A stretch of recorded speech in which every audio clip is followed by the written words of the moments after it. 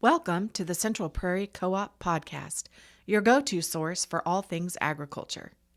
Each week, we bring you expert insights, market trends, and real stories from the field. Whether you're a seasoned producer or joining us for the first time, there is something here for you. So, grab a coffee and let's dive into the business of agriculture from the ground up. Welcome to the Central Prairie Co-op Podcast. Joining us today is Cory Hoffman, Sterling Feed Manager. Welcome, Cory. Thank you. We are glad to have you back with us today to talk about creep feeders. Cory, we may have some listeners that don't know what a creep feeder is. Maybe they're just farming grain. Maybe they're new to ag in general. So what is a creep feeder? A creep feeder, in the realm, it's important for baby calves and goats and sheep, which they make these creep feeders in all sizes for every size of the livestock. But the main thing for these creep feeders is they help with the nutrition of these animals, that when they need that extra nutrition or you're trying to get more bang for your buck out of the animal. Yeah. And so when these livestock are small, the goal is to get them weaned and eating before you take them to whatever you're going to do with them now. Yeah, to market. Yeah, so the big thing is like a lot of these guys, we have a creep feeder that is a portable creep feeder with wheels on it. And so a lot of the guys will start creeping on, and any animal really will start creeping as they're getting really close to weaning these calves or the kids or the sheep, lambs. And so they'll put them out and they'll start creeping them. And they want to get both mother's milk still because, even though their stomachs are working, it's kind of like a baby. They can't have all those solids all the time like that, so you kind of got to generally work them in. In terms of just the construction of creep feeders, they're pretty durable. And it's my understanding that there are special ways that they kind of block the older livestock from being able to get the feed that's meant for the small livestock. So they have a, I guess I'd call it like a partition, a panel system that folds down off of the side of the creep feeder, that it's got slats that are built to the preference of the animal. And I think there's 4 slats, and then there's actually another bar that you can adjust. So as the calves get bigger, you can adjust it to where they can get in, but you can also adjust it down to a smaller size where it's just the baby calves that can get in there. So if you've got, some guys will take baby calves and 3 or 4 month old calves to the pasture. And so they can adjust that and say, well, those calves don't need this. I can adjust it down and just let my baby calves in. And so it keeps the cows out too, because anybody knows if a cow knows what grain is, she's going to try to find it. And so they're great foragers. Yeah. I've never seen a cow tear one of those creep feeders apart, but maybe there's one out there that has. So we talked a little bit already about some of the benefits of using a creep feeder, but there's a long list of benefits. What are some of those that we didn't talk about? We talked about kind of blocking access so the larger livestock doesn't eat the calf feed, and we talked about weaning and putting on weight. What other benefits are there of using those creep feeders? Digestive development is some of it. Training that calf's gut or that lamb or goat's gut to adjust from milk to a forage system or a pellet, because some people will also use hay, instead of pellets. And the big one that you really see the creep feeders used for, at least in the cattle industry, but the commercial cattlemen, they are really using it for enhanced growth rates, because when they take those calves to sale, that's how they get their payday. I mean, that's their paycheck for the year. And so the more bang to the buck of that, what that calf weighs during the winter and when they take it to the sales is the big one. Smoother weaning transitions. If you have had those calves on or anything on creep feed anywhere, and then you finally pull them away from mom, they've already kind of been trained. They're still going to squall, but they're going to start pretty quick, and you won't have sickness and all that stuff. There's improved feed efficiency and nutritional balance. Those two kind of go hand in hand, because if you're not doing the improved feed efficiency and using it at the right time, they're not getting their supplemental value out of the nutritional balance that they need.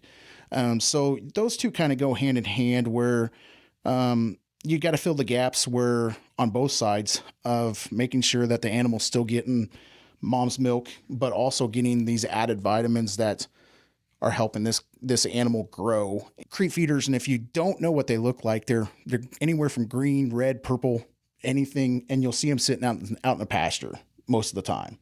And that's what a creep feeder is. Do creep feeders kind of supplement because there's less forage? A calf's still going to eat the grass. So they're still going to go find what is nutritionally valued to them. But at the same time, that goes back to the nutritional balance of filling gaps. There's always going to be a gap. I mean, it's just like us humans. We've got a gap, and there's always a gap that you got to fill. So whether it's lack of forage, whether it's lack of mineral supplements, a lot of people don't know that these creep pellets that we're putting in there also have a mineral supplement pack in them that helps with these calves. So, and typically we start them. So if they're March calves, 80 to 120 days area, somewhere in there. And fall calving guys, that one's a little tricky because those guys, they calve in the spring, in the fall, and they're calving at home in a dirt lot. So you're probably going to see those a little sooner, unless they've got some grass paddocks that they can move those cows to. And then they might push them a little further. But when their rumen can also digest it, is also going to see when you start seeing these guys start pushing a little bit more, because you don't want to, even on a goat or lamb, you don't want to get them to where, because believe it or not, you can actually get a gut to twist by feeding it too fast and starting them too early. The big one is misconception on that too, is there's really not a right or wrong time. So that's the reason why also on these creep feeders, they have slides on them that you can adjust them to where you can start them out real slow, and then you can start moving them to where you need them to be at. So that's maximizing growth is a must, but at the same time, you just got to get them there where you need them at a slow pace. You can't force it. You touched on this, and you mentioned sickness. So does creep feeding and the nutrition and the minerals, does that help develop out a calf's immunity and keep them well? Sure, so it that's does. another great benefit of the... Yeah, so like is if you have a calf go off a feed, that's the number one tell sign of sickness. And so, granted, they may be nursing mom, and as mom's milk starts going to that calf is getting nutritional value. That lamb's getting a nutritional value. But some mothers don't produce milk like all the others. It's kind of like humans too. And so you can tell, that, we need to do something. We need to supplement. And so that's when you start doing it, because if you don't, that animal will be malnourished and you'll start seeing issues. What's the important use of a creep feeder? Making sure that you put it in the right places. I don't know that there's a wrong place, but I've seen instances where they put it right next to the water, and I prefer to make them eat clear away from the water trough, because if they go up and drink, more than likely they're going to drink and then want to go back. So if you get them distanced, you got to make them exercise. You're going to get performance out of them, but you got to make them exercise so they grow right. You don't want them to look like a potbelly pig.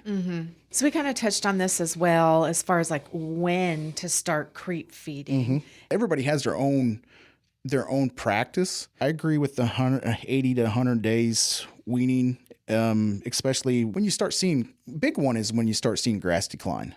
As a producer, as a livestock caretaker, use your best judgment on when you think you should start, because it's your practice. You pick and choose, but don't ever let anybody tell you that you're doing the wrong practice, because it's your livestock. You do your practice. You do it the way you want to. Remember that if your grass is falling backwards, you probably need to start supplementing. Otherwise, you're not going to get the bang for your buck. And if you're not supplementing when that grass is falling backwards, you'll see those calves will suck those cows down dry. And what I mean by that is you'll see them cows just start to wither away, because those calves are on those udders, and that's because they're lacking nutrition. And then that's when you start saying, okay, let's start creep feeding them. All of our producers have different goals for their produce, including livestock. Yep. And as you said, it's really what fits your goal as a producer. What creep feeders do we offer at Central Prairie Co-op? Apache creep feeders. They're tan and red. And so we make one that's, you can put, it's a 3-ton creep feeder. We can put 3 ton of feed on it. We can show you, if you've never used it, how to work it and whatnot. And that's kind of a neat little practice we offer. Yeah. And once you've got the creep feeder in place and you need more feed, we can deliver out to the creep feeder. Yeah. So the nice thing about that is you're right. We will deliver to pretty much the exact location where the creep feeder is, if we can get to it. Right. And if we can't, then we might ask you, hey, can you pull it up to the road? We'll fill it, and then, we'll go from there. But Cory, thank you so much for joining us today. I learn something every time we visit. For our listeners, if you are interested in creep feeders or other livestock nutrition options, our feed team would love to have a conversation with you. Give Cory or one of our other Central Prairie Co-op feed consultants a call at 620-278-3629, and we would be glad to have those conversations and help you meet your goals as a producer. Absolutely. Be sure to tune in next week to the Central Prairie Co-op podcast, where we talk all things ag from the ground up.